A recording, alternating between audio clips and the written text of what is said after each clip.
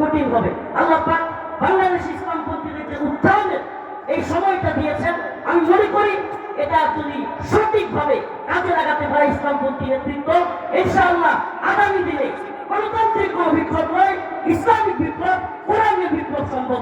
রাসূলুল্লাহ ওয়াফাতুল করিম। আসসালামু আলাইকুম ওয়া রাহমাতুল্লাহি ওয়া বারাকাতুহু। আমাদের সম্পাদক জনাব মাহমুদুর রহমান উনি এখানে এসেছেন। ওনার দেশে আরেকটা কথা হবে, আলহামদুলিল্লাহ আমরা দেখতেছি একবারে প্যাকেজ আকারে এক একজন আলেমের কি নির্যাতন হয়েছে সেগুলো আসতেছে, খুব সুন্দর।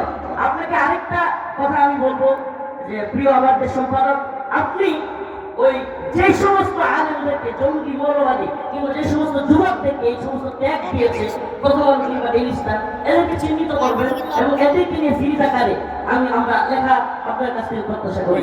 আসসালামু আলাইকুম ওয়া রাহমাতুল্লাহি। আমরা আপনাকে আমাদের ভারতীয় আগ্রাসনের বিরুদ্ধে একজন অগ্রসেনানী